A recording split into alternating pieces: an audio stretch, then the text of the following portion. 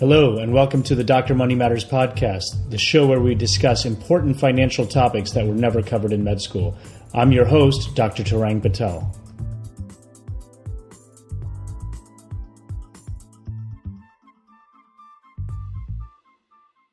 This episode is about employment contracts. Don't fall asleep. This episode is packed with information about what you need to look for before signing your next contract. Many healthcare professionals change jobs more frequently than they have in the past.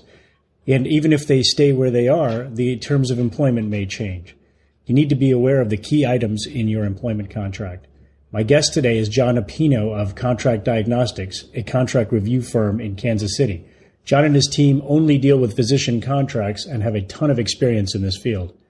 This is a longer episode, but I encourage you to listen to the end.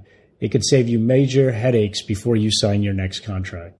Welcome to another episode of the Dr. Money Matters podcast. Our guest today is Jon Appino of Contract Diagnostics in Kansas City. Jon specializes in contract reviews for physicians. Welcome, Jon. Yeah, I appreciate you having us. Give me a little bit of background about yourself, about how you go background and then how you kind of focused in on physician contracts. Yeah, so it's interesting. You know, I've got a lot of physician friends, and I've always been into, new ideas and ways to help a lot of different types of people. And I started a business when I was 17, and another when I was 20 in college. And I've always kind of had my eye on, different ways to help people and provide, a better service or better value proposition to people who are in need. And when I finished my undergrad degree, I took a job with a pharmaceutical company, and I learned a lot about medicine and about physicians, and I had a lot of different roles in a lot of different cities across the states and a lot of different divisions, and ended up working a lot on contracts. And some of my physician friends,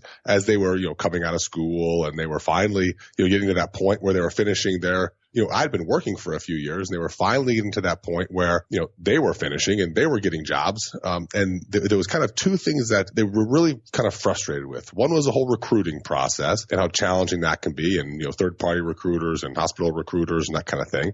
And then the other piece was, how you come out and you're a clinician, and then you're given financial responsibility with a much larger income. And sometimes that's challenging on how to handle it. But then a lot of times that's usually governed by a employment agreement, and they can be 5 pages, they can be 70 pages, they can be written like a paragraph, they can be written extremely intricate. Compensation structures had been changing quite a bit back at that time, and it just seemed like there was no good place to turn. And so I had a couple of physicians, friends that had a local attorney look at it, and they said, I gave him $400 and they told me it looked good, and I was done talking with he or she 5 minutes later, and I was off, I was working, I was earning. And I said, but do you know what the contract said? And they said, well, no, they told me it was good. And, and I said, well, how are you paid? And they said, oh, I don't know. They pay me an RVU number. And, I said, well, is it a reasonable number? I said, I don't know. The lawyer didn't know anything about that. They just said it's legal. You can go ahead and sign it now. And I thought there's got to be a better way to, number one, educate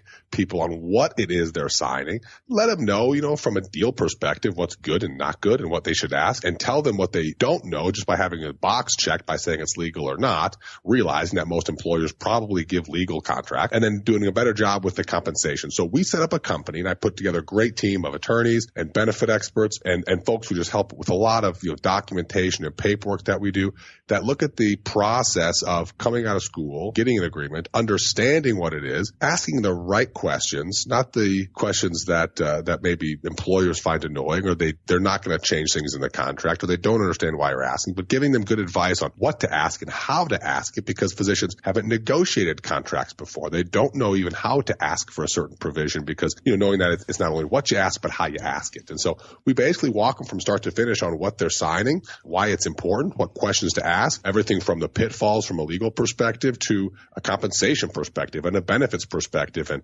what they currently don't know by just signing something that they've been told is quote unquote fine. And so we put together a great package. There's a bunch of different packages that we have, and everything's super easy for the physician online, from scheduling a review to booking a time to having access to us. We've created a company that 100% dedicates itself to this. We don't pitch you guys anything else. We don't sell you disability insurance, or we don't keep your information in a database that we use for recruiting or sell to recruiters. We just do contracts. And so it's our specialty, which physicians obviously can appreciate being specialized and focused in a certain area. And that means we can talk to RVU structures. We can talk to macro. We can talk to, bundled payments. We can talk to, government incentives, and we can talk to all those things because we know about them. It's not just a, quote unquote legal review. It's much more. Okay. So, and how long have you guys been doing this? I don't know. Time flies. I want to say 6 years, 5 years. Okay.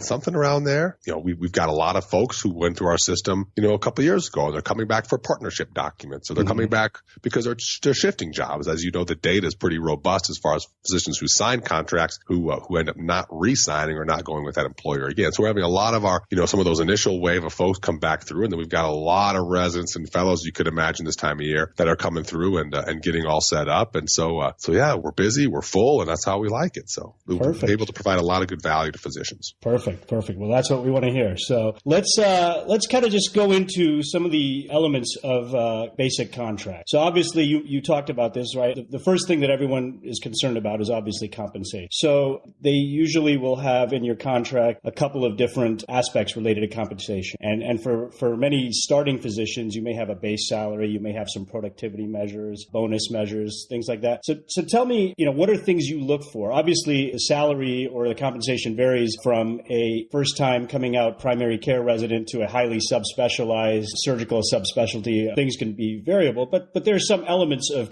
contract that can apply to all those things. So if you could just kind of give me an element like what you guys are looking for that in a base compensation type of structure. Yeah. So more than anything, we just want specifics and we want details. The thing that we don't like is when things aren't clear. And, obviously if it's whether it's an hourly rate, or it's a shift rate, or if you have a base salary and that's it. If it's a base salary plus an incentive, obviously incentives can be from lots of different things. We're seeing an awful lot of quality incentives. We're seeing a lot of places go from individual productivity to pooled productivity, or, pooled productivity plus a quality metric, as they're trying to find ways to incentivize physicians in other ways than just more care, and the quantity as different payers and different things change with how they're looking at things. We're seeing compensation models change as well. So a lot of it just depends on if it's a private practice, if it's a corporate job, if it's, you get paid per unit or per shift. It all just varies so much. But more than anything, the thing that we want more is just specifics. We want the contract to say when things are going to get paid. So if it's a yearly bonus, is it a calendar year? Is it a contract year? Is it a fiscal year? Is it an academic year? What happens on termination for the bonus payments? If you have a base salary plus bonus, how do they calculate it and pay it, if at all, on termination? And we just, again, want specifics. So what do you need to do to earn the specific metrics that they're setting in place? And things like discretionary bonuses, lots of employers have those. Obviously, we don't like them because it kind of violates that first rule. There's no specifics. At the end of the year, we may or may not give you a bonus. Is it $100? Is it $100,000? Is it paid? No, is it prorated? Is it paid no matter if you are not employed? What are the metrics? So more than anything, we just want specifics, and we just want it clear to the physician how he or she needs to produce or to provide the certain metrics to earn the certain dollars that are on the table. And are you seeing, as far as let's say base compensation, are you seeing that tied to some sort of standardized surveys, especially I guess when it's more hospital related type of employment, like the MGMA, AGMA kind of surveys? Mm-hmm. And I guess the question that a lot of people have is, are those are they accurate? Are they, are pretty much physicians able to hit that base salary and then, move to the productivity levels? Because I've seen contracts where, they have a very nice base, and then they talk about, okay, if you hit this level of RVU production, you get this base. And it's very nebulous on how you get to those levels. Mm-hmm. So I guess, over the last few years, you said you already mentioned you're seeing some shift towards quality. How is the productivity changes other than just going towards quality? How are you seeing those things change? Yeah. So, great question. As far as number one, how accurate is the data? the data is broken out into multiple different ways in multiple different areas, and certain specialties obviously have more, but it's a survey. And so, they reach out to people and people take the survey or they don't take the survey. And even though like NGMA is the largest survey out there, not everybody takes it. And right. I can imagine there's survey bias. So physicians who are making really, really good money, they're the top 0.001%, they're probably not taking the survey, right. And so the survey is a little biased in some areas. And that's why it's good to have not just the data, but somebody that can kind of interpret it. We have an internal database here that we keep that's blinded that just says, these physicians in these areas make these kind of dollars and these kind of RVUs. And so it's just raw data. And so that can be very valuable when we're looking to peg a certain, position in a certain area, whether it's rural or metro or somewhere in between. But as far as how other physicians are hitting it, we always like to have and give our physicians the good questions to ask the employer. So what's the average of the other physicians there? What's the range? What's your expectation for me? What do you think I'll do in the first and the second and the third year?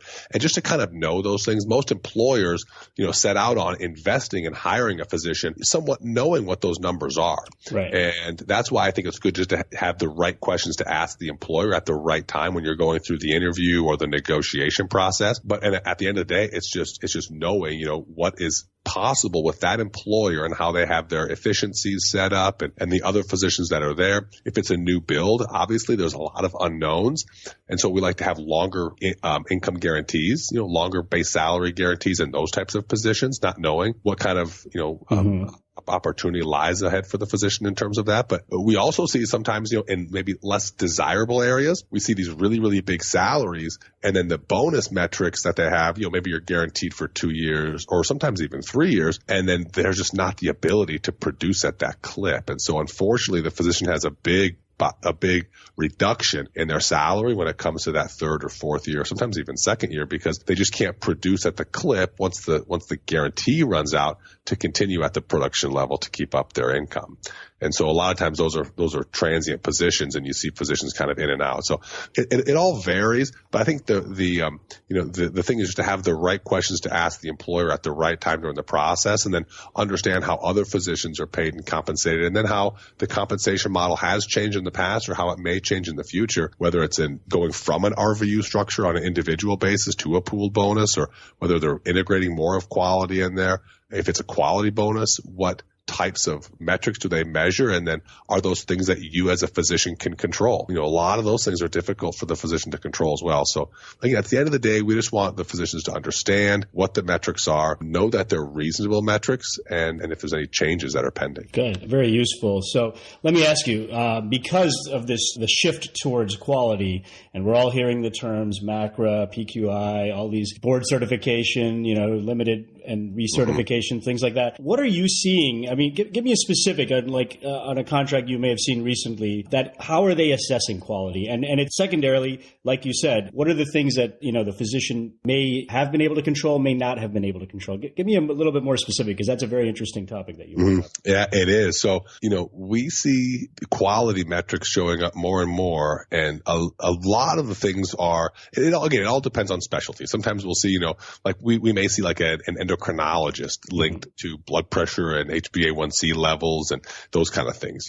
We may see some that are linked to maybe even a percent of generic medications used, or, we may see an emergency medicine physician linked to certain throughput times in the ED. A lot of times we'll just see we see hospitalists that are based on patients' overall satisfaction, because a lot of employers look at hospitalists as kind of, the quarterback, right? They're the ones that are finding they're sending the referrals in, they're making sure that everything is coordinated, the patient's in and out at the right time, discharged with the right information. And, so when the patient leaves, a lot of places are looking at the hospitalist as, was the patient stay, reasonable? Would they refer their friends? Did they think that they were satisfied, quote unquote? And a lot of that's within the hospitalist control, but a lot of it's not. If one of the physicians they refer in is maybe in a rush, or maybe not in the mood, or maybe feels that the consult was unnecessary, or the wrong consult was made, or, who knows, maybe the food was not very good and the patient's complaining about the food, right. Or the nurse had a bad day. I mean, there's so many things that when you look at overall patient satisfaction, that can just be challenging to grade a physician on. And we are seeing that a lot. And it's,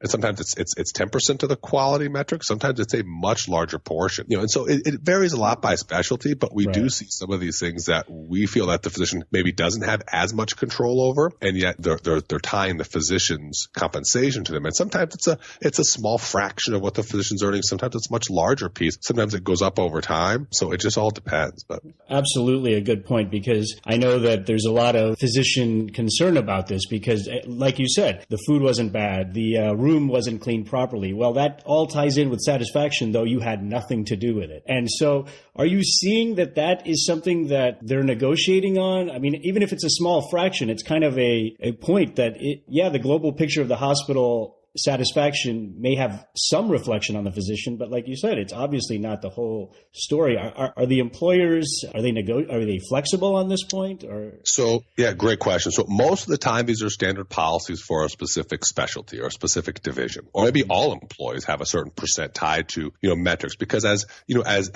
hospital leadership wants to align physicians with the same goals, they want everybody to be incentivized in the same way, not just themselves producing lots and lots of care and lots of quantity, but having an overall good experience for the patient, so they continue to return and send their family members. That's good for overall business. Right. And so we see a lot of leadership kind of aligning a lot of physicians around kind of the same mutual goals. I think one of the more important things is as we're seeing hospitals go more towards these structures, sometimes we're seeing, a physician may start with a, production incentive, but the quality incentive maybe it's something that they're working on.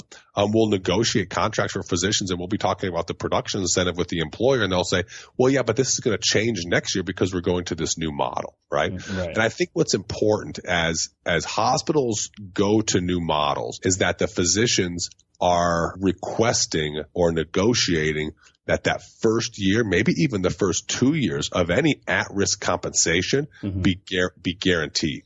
Because if the hospital doesn't do a good job of setting the goals or setting the metrics or compiling the data, right? I mean, even if you have wonderful patient satisfaction and the surveys go out right on time and everything is collected, if you don't compile the data and then present it back in the right way, it's all for naught. And so we're actually sometimes negotiating and wanting physicians to have like a first year guarantee. So just for simplicity's sake, let's say that $30,000, let's say a physician makes $300,000 and 10% is of their compensation is around quality. Okay. So, they could have 300,000 total. The 30 is at risk. So their salary is annualized at 270, right? Right. And then the 30 makes it 300, or they could be annualized at 300 and the 30 would be on top. A big difference. Absolutely. Right? And if you don't ask, you don't know, right? So is it 10% at risk, or is it in addition to it's an incentive? And so number one, obviously that's important to ask. And then number two is, if this is a new thing, let's make that $30,000 in year one, maybe even in year two, guaranteed, because I don't want the physicians to be suffering or financially, harmed, if you will, by a hospital leadership that does not accurately project or collect or promote a program that the physicians may have a ton of control over or may not have any control over. And so we'll do some of those kind of things. But as far as will they negotiate, I want a certain metric in or out, most of the times it's more division specific. Okay. But those are some things that we'll be able to negotiate as far as I want it guaranteed to me in my first year, because I'm not quite sure you guys are, with all due respect, I don't know that you're going to do it correctly. And if you don't, I don't want to be harmed. And so those are some things that we'll negotiate as far as some of these unique mechanisms for bonusing physicians. Okay, good. Okay, that's a very good distinction, because I think most of us, you think of the number and that's what you get focused on, but how does that number really calculate? And that's a very obviously important way of looking at it. So good. Okay. So compensation, obviously the major concern for everyone, but let's go to some of the other components of a contract: benefits, health insurance, retirement plans. What are some of the things that, we should be looking for those in that part? So a lot of physicians want to see specific details about benefits in contracts. Some employers are able to put that in there. A lot of employers just have a little paragraph that says you'll be offered our benefits. And then maybe they provide like a separate packet or a separate, maybe it's even verbal kind of discussion around their benefits. It obviously depends on if you're signing with a smaller practice or a big corporate, entity that has, like a nice fancy all colored PDF brochure and everything. But The thing that we want to know is, again, benefits typically are non-negotiable, right? They apply the same to most all physicians. And so if that's the case, we want to know, when was the last time they were changed? Are there any plans on changing them in the future? Knowing that benefits, can and probably will change. Right. If malpractice is classified as a benefit, we want to make sure that the malpractice is not one of those things that can change. Mm-hmm. Right. Or if it does, then it definitely has a notice period. So that the malpractice can only change upon notification of the physician by 90 days or 120 days or something that gives you guys enough time to plan either to leave if you don't like how they're changing it or to plan for, negotiating something else into the contract regarding the malpractice. But most of the time, malpractice is not considered a benefit. So that doesn't apply.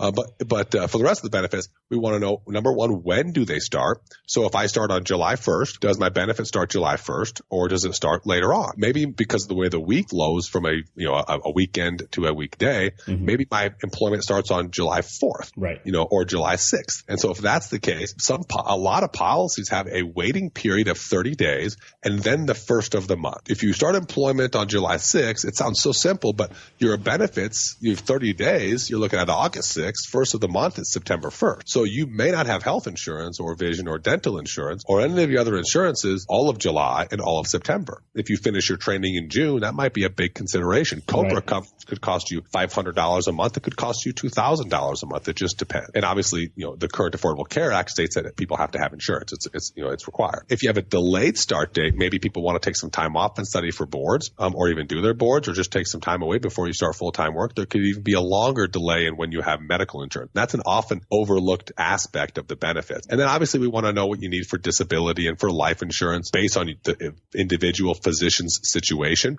Is it enough? Do they need to buy more from a third-party vendor? And if so, like I said, we don't sell or pitch that stuff here. There's lots of good quality people out there in a seemingly crowded marketplace that can provide that. But and same thing with the retirement. Is there a match to any of my contributions? If so, does it vest over time or is it right away? If there's PTO as part of a benefit, we want to know, does the PTO roll over if you don't use it? Is it paid out if you're terminated and don't and still have some left in the queue? So those are some of the benefit questions that we'll make sure physicians are aware of as they're going through these benefit statements. Good. Okay. And you addressed this, but let's kind of go into it a little bit more. So malpractice coverage, like you said, yes, they can change. I think so. Obviously, the two types of malpractice, the occurrence and then the claims made type of policies. Mm-hmm. But go into a little bit more of what you're seeing as in malpractice. What types of coverage are you seeing? What are the issues that contracts are having? Well, I think issues, again, sometimes it just becomes on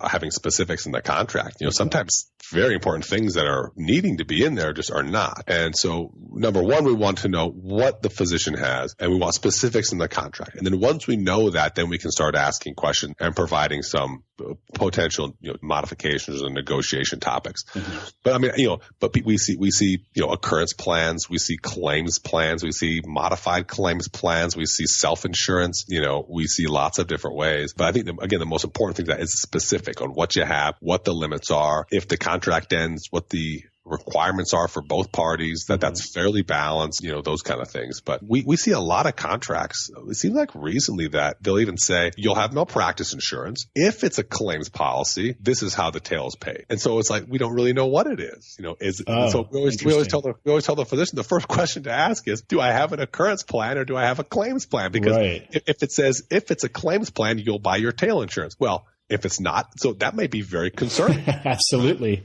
Or it could be irrelevant if you don't have a claims policy. If you have an occurrence plan, then you don't need it. And so we'll see things like that again, employers like because it allows the employer flexibility, change or modify their plans without having to recontract all of their physicians. But obviously, as a physician who's signing a contract that says I'm agreeing to these terms, you want to make sure that you understand the terms and that if they're going to change, you, number one, have notice, and number two, are agreeable to the terms, because if you're signing a contract that pays you X dollars to do X work for X number of years, and all of a sudden you think that and you're agreeing to what you think is a occurrence plan, so I'm accepting your compensation knowing I do not have to buy tail. Well, all of a sudden, if you have to buy tail, maybe that changes your agreement to the compensation. Maybe you should have made more money to purchase your tail and make the risk more reasonable with your situation over the years. Very good point. Very good point. Yeah, sorry to interrupt. That was a very good point, and I want to get that across to our younger audience, because the difference between claims and buying a tail policy versus having an occurrence policy can be, tens, maybe even hundreds of thousands of dollars, depending on your specialty. So that's a very good point, because if you've worked at a practice for 3 years and now you're responsible for the tail policy, you may have to come up with a huge amount of cash that you didn't plan on. So do we have time for a quick story? Sure, please. So we had a physician who was moving from a metro area on the East Coast down to an area of Florida, and they had been out of training. They were an OB/GYN physician. They'd been out of training for 2 years in an expensive metropolitan area that was earning around mid 200s. Okay, like 230, 250. So expensive area, not a chance to save a whole lot of money. And they had a policy. They didn't have their initial contract out of training reviewed, and so they didn't really know what they needed.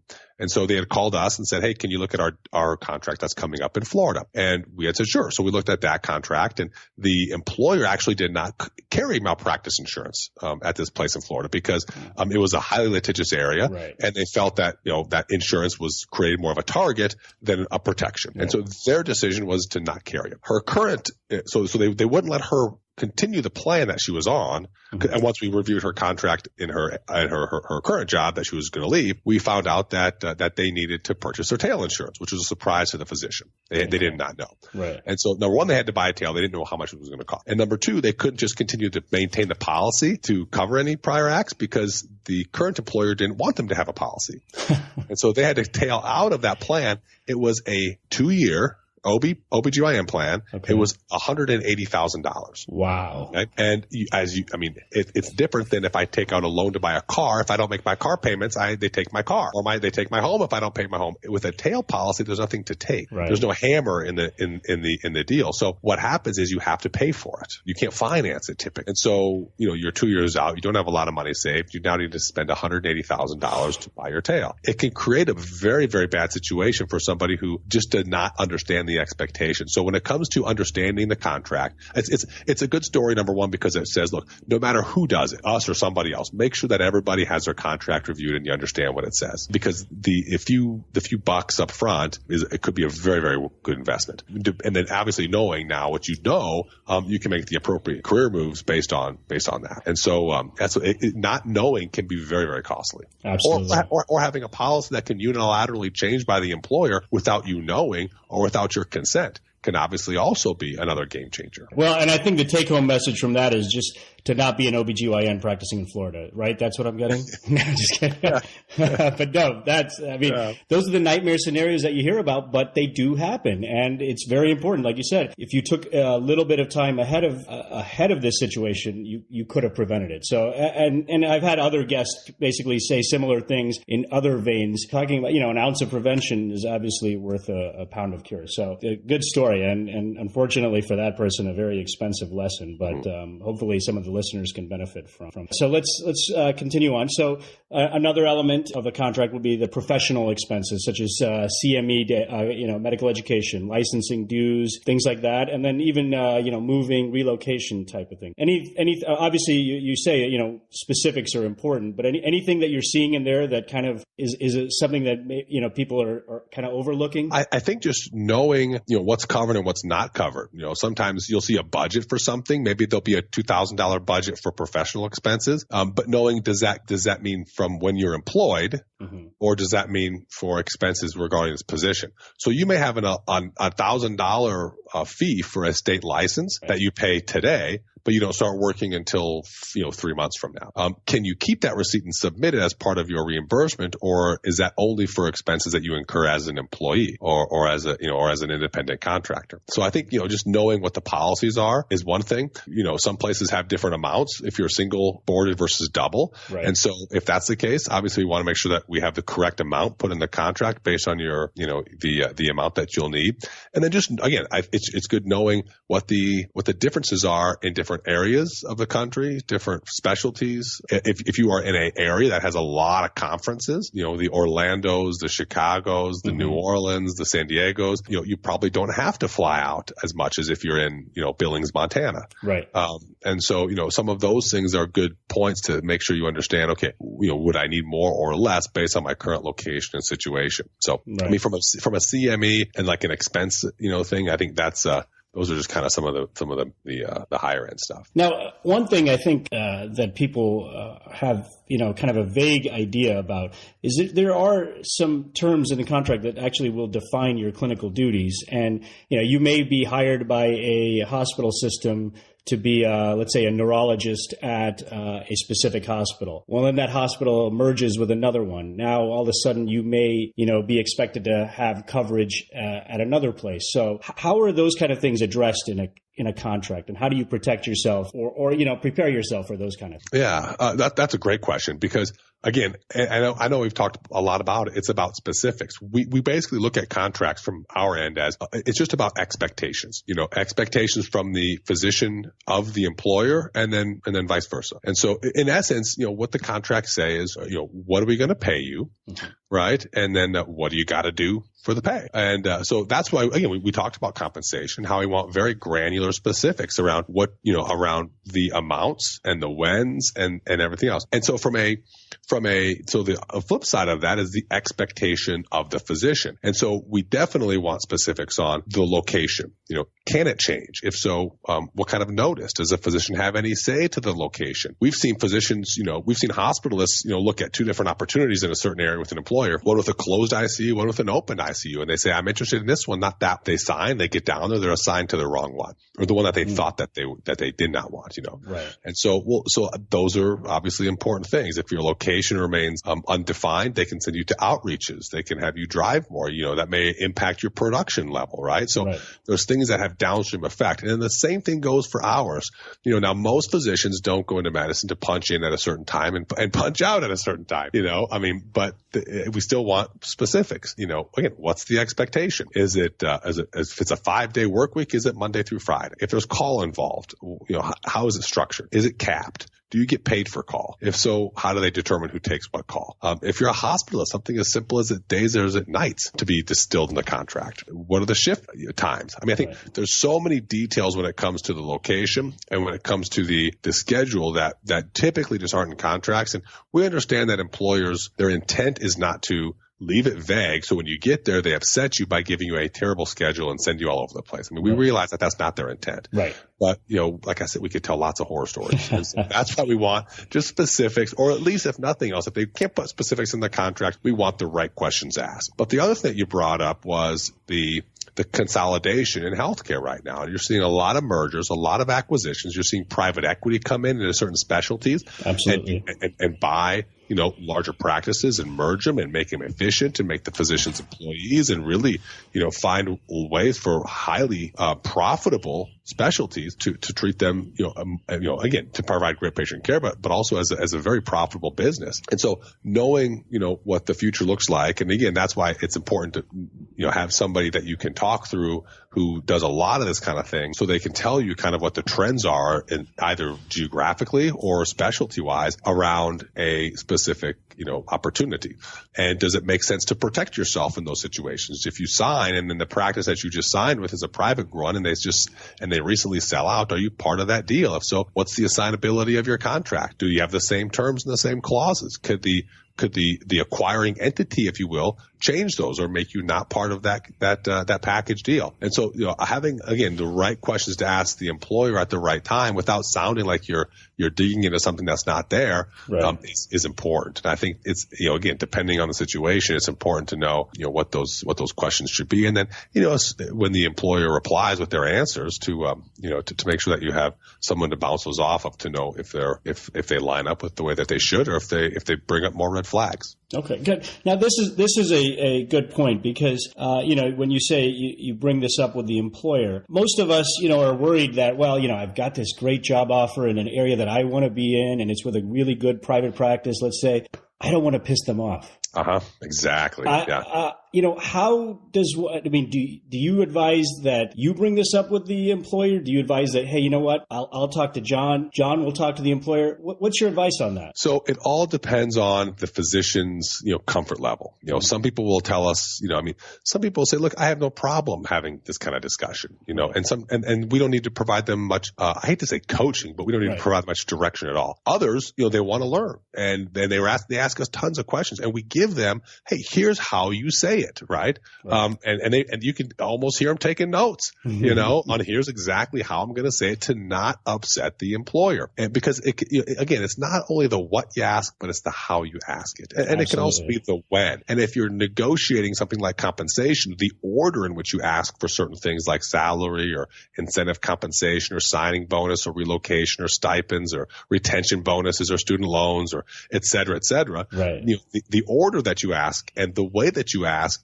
can be have a dramatic impact on if you receive those things or not. And then depending on their answers, how you ask follow-up questions to make sure that you do have their best and final offer and that there are no discrepancies with what they've offered or given other physicians. And so sometimes, again, our goal, we have multiple different packages, but our goal is to, again, we look at ourselves as educators. And if we can educate the physicians on what this thing says and what they need to know, and then if I were in your shoes or if we were doing this for you, these are the things that we would ask. Right. You can just like I can take my doctor's advice on managing my diet and my exercise level, or I can say, I'm going to do it my own way. You guys can take our information and do nothing.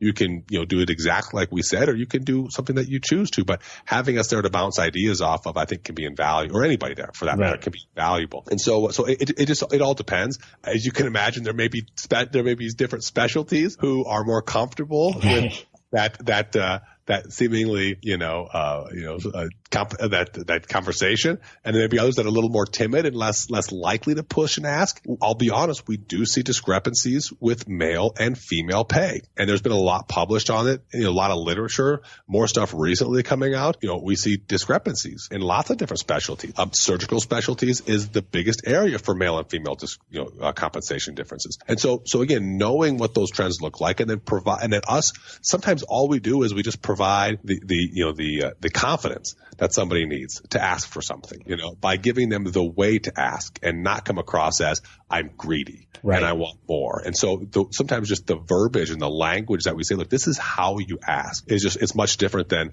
you can go out and purchase MGMA data. You can call 1,000, people in the specialty and say, how much do you make in this area?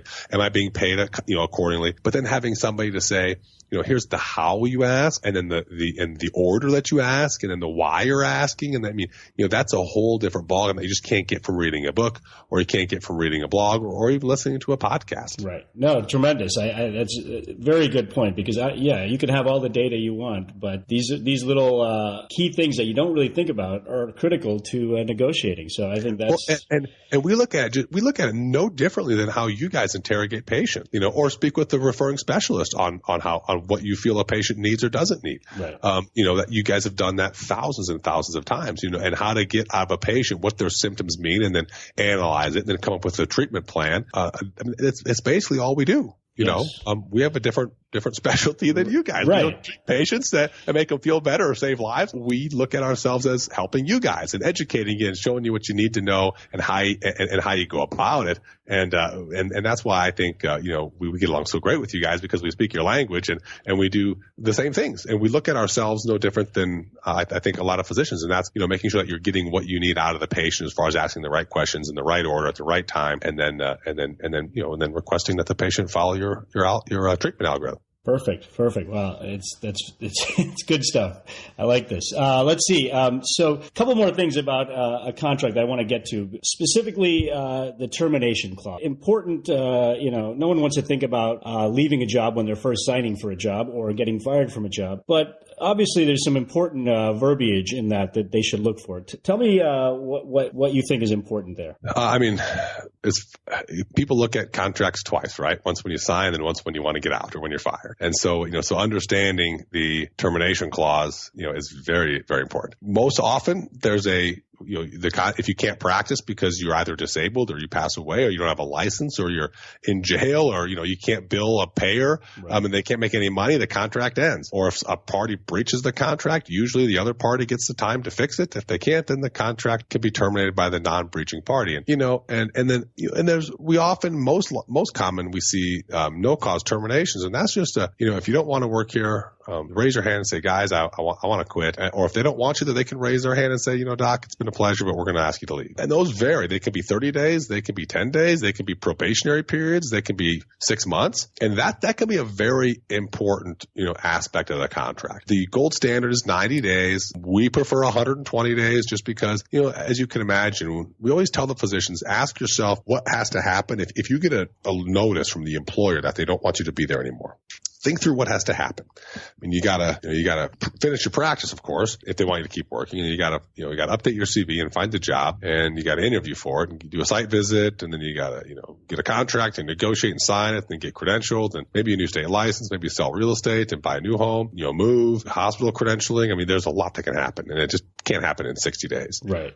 Or 30 days. Sometimes not 90 days or even. So that's why we like to have the appropriate notice to prevent a gap in income or significant financial losses. But I think it's just important to know, what the employer history is with that. Some physicians want lower numbers. Some physicians want higher. Mm-hmm. Certain specialties like emergency medicine, they tend to have lower clauses, or independent contractors sometimes have lower. Mm-hmm. Sometimes academic jobs, or even more rural jobs that are more difficult to fill sometimes have longer notifications periods. So again, I think it's just knowing, what the expectations are, and then, during that period, what you need to be able to do and not do and that kind of thing. But termination clauses obviously can be one of those very important things, right, that if it's not looked at the right way and you don't fully understand how to get out, right, or how they can ask you to leave, that can be obviously very damaging as well. And I think one of the things that, I've seen in the past, discussing with some of my colleagues, is there's been some places, and it may be intentional, unintentional, some asymmetry of that, in favor of the employer. And so it's something to just,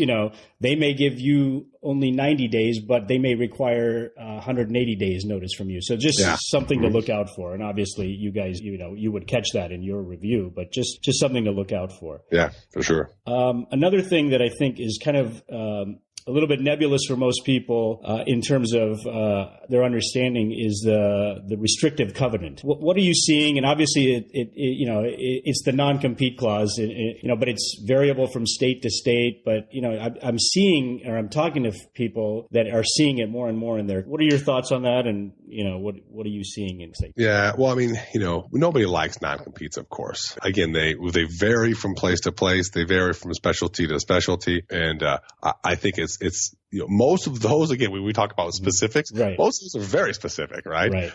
I think the thing to know about non-compete is what's the employer's frame? Do they have an example? Has something happened? Have they enforced one? Have they forgiven? Just so we have some context on if and when things in the future, what that means. Sometimes we'll see we like to see it's from your primary locations. Oftentimes we'll see it's from any location that you see one patient. And again, if the contract doesn't specify a location, your non-compete could be very, very large. It could be global. Sometimes we'll see any future offices. Well, you don't have any control over how the employer builds offices or does, or buys offices. And so your non-compete that you agree to today, right, could change over time. And maybe you wouldn't have agreed to it, but you're obligating yourself to agree to future changes that you have no control of. Some have buyout provisions or liquidated damages, they call them. It's important to know what those things are, and if there's a dollar amount, is it reasonable for the area, and then obviously how it's forgiven, if at all, if it's in place no matter what, or if it's forgiven in some instances. So some contracts will almost say whoever's fault it is that the employment is ending, that's who will purchase the tail policy. And other times it's 100% on the physician. And again, sometimes it's if you have a claims policy, you'll buy it this way. Well, again, do you have, I guess we're talking about malpractice again, but if we go back to the non-compete, it's just, because we kind of look at the malpractice and the non-compete kind of as the same as far as how it's paid or not paid, how the non-compete is forgiven or not forgiven. Right. But overall the non-compete, we just want to make sure that, it's from a single location. You understand where it's from. the radius is reasonable, and then you understand what frame the employer has for enforcing or not enforcing it in the past. Right. And then, and then obviously, do you have any control over it? Okay, good. Yeah. You're seeing it, but it's just one of those things because you always hear about, well, it's not really that enforceable, or no, it's absolutely enforceable. And I obviously that is more dependent on where you're located as to the legal part of it. But, it's just one of those things that you hear about and no one wants it, but it seems to be there more and more frequently. Yeah. So the last thing I want to talk about as far as contracts goes, and this is probably a very small portion of it, but it's something to discuss that has come up once in a while. Side income, such as speaking fees, moonlighting elsewhere, or even if you come up with a medical device, intellectual property, things to look out for there, because depending on if you're at an academic place, especially if you come up with some sort of invention or pharmaceutical, medical device, obviously they'll want a piece of it, or maybe they'll own the whole thing. What are some of the things to look out for? Intellectual property, some contracts are very specific, and others, they don't have anything. So it's obviously important to know what any policies they may have that are written down somewhere else that you haven't seen, if that kind of thing is important to you around intellectual property. Some employers require most employers require approval and consent to do any outside activities. Others are less caring. So again, if those things are important to an individual physician, it's important to have those things delineated in the contract. One of the things that we're seeing a large evolution, if you will, of telemedicine. Right. And, how does telemedicine impact things like how does telemedicine impact things like outside activities? So if they say you can do whatever you'd like during your employment as long as it's outside the area, or nights and weekends, well, if you're working from your current location, but you're doing work, quote unquote, in a different area, how do they look at that? Right. And so those are some things that we encourage discussions with the employer ahead of time, or if it's that important to the physician, to make sure that they have something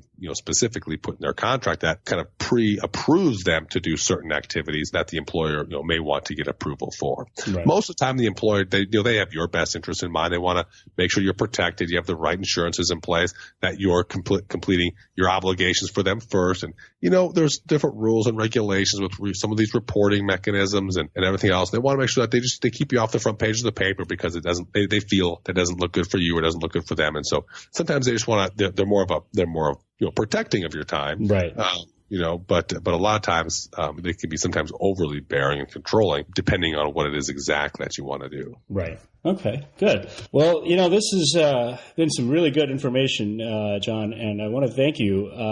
Tell our listeners where they could find out more specifics about your company, the different packages that you guys offer. Yeah, so we're online. Contractdiagnostics.com is our website. Anybody can always email me specifically.